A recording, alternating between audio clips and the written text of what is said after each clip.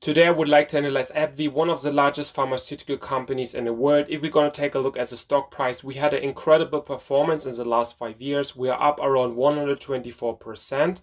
But if we're going to take a look at the last 5 months, we can see we are down close to 13%. So this is something interesting to look in. We're going to take a look at the financials to find out if this company is a good buy right now. The first thing we can recognize is the market cap of 329 billion US dollar. This makes AbbVie the third largest pharmaceutical company in the world. We also have a dividend yield of around 3.53%, which we can see here did increase in a very good rate in the last 10 years. Now we're going to take a look at the financials. The first thing we're looking for is revenue growth in the last 5 years. We want to invest in a growing business and not a declining business. So in 2020, the revenue was around 45.8 billion US dollar. This was a strong increase around 38% from 2019, so probably related to COVID. Then in 2021, we saw the strong increase again around 22.6%. Then in 2022, we saw the increase around 3.3%, so a decent growth. Then in 2023, we saw the decline around 6%. So this is also understandable because the year before we had an incredible growth as well. Then in 2024, we saw the growth around 3.7%. So I think overall, this company had a very good growth in the last 5 years, so is a check here.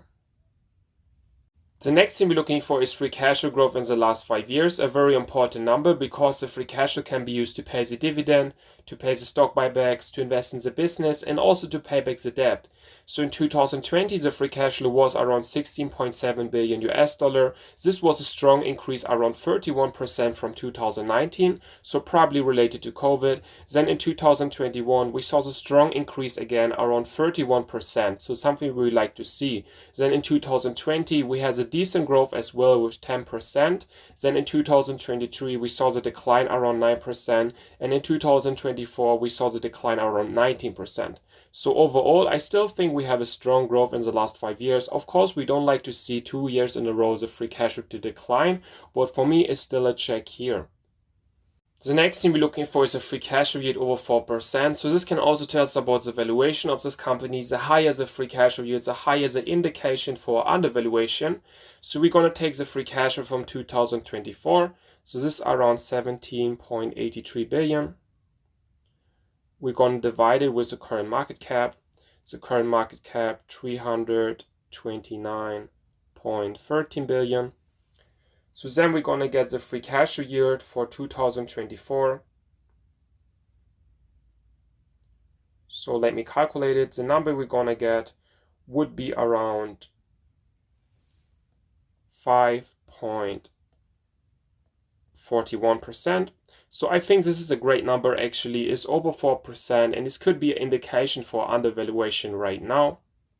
But I think we should also make some assumptions about the free cash flow in the future. If we ask ChatGPT, we can see here in 2025 the free cash flow could be around 20.5 billion US dollar, in 2026 around 25 billion US dollar, and in 2027 around 27 billion US dollar.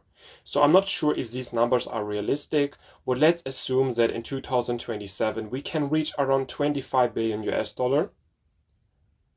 So let me know in the comment if you think this number is realistic. So then we're going to divide it with the current market cap, 329.13.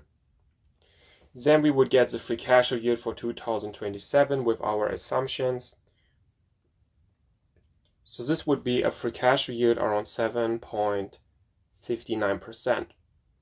So I think this is a very high free cash flow yield, and this could be again an indication for undervaluation right now. The next thing we're looking for is the debt to free cash flow ratio under 5. This means the company can pay back the debt with the free cash flow in under 5 years. A very important number because if a company has too much debt and cannot repay the debt, it can risk to go bankrupt. So what we're going to do now, we're going to take the long-term debt first. We can see here around 60.3 billion US dollar. So then we're going to take a look at the short-term debt as well. So the short-term debt around 6.7 billion US dollar. So then we're going to divide it with the current free cash flow, 17.83 billion. And then we're going to get the debt to free cash flow ratio that we're looking for.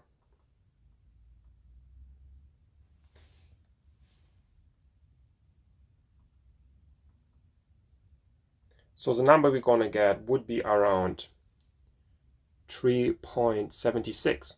So I think this is a good number. It means a little bit under 4 years we can repay the debt with the free cash flow. So the check here, we like to see that. We can also take a look at the cash on hand, how much money this company has in the bank, and it's around 5.5 billion. So I think this is not a huge amount for this company, but overall I think the balance sheet is looking quite good. The next thing we're looking for is the enterprise valuation to free cash flow ratio under 25. So this can also tell us about the valuation of this company. The lower the number gets, the higher the indication for undervaluation. So we want to see a low number here. So first we're going to calculate the enterprise valuation. So this is the market cap, 329.13. We're going to add the debt as well. So the debt is around 67.1 billion. We're going to take minus the cash, 5.55 billion. So this would be the enterprise valuation then. So let me calculate this quickly.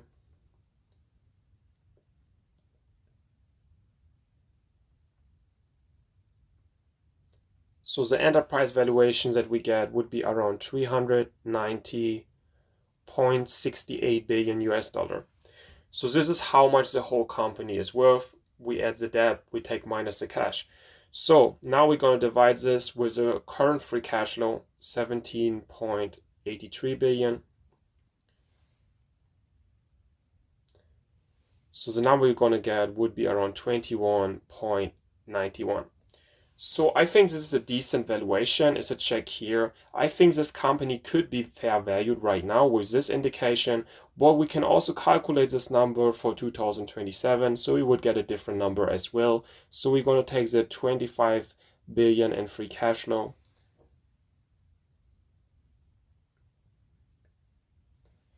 Then we would get around 15.62. So I think this is a great number actually. So if we expect the free cash flow to grow in the future, and if we expect the free cash flow to be around 25 billion in 2027, I think this company can be a very good buy right now. The next thing we're looking for is shares outstanding decrease. This means the company buys back their own shares. We like to see that especially we think the company is undervalued. So we can see here repurchase of common and preferred stocks in 2019 around 629 million, and we can see increasing in some years, and in 2023 it was close to 2 billion US dollar in stock buybacks. So I think it's a check here is something we like to see. This company is buying back their own shares.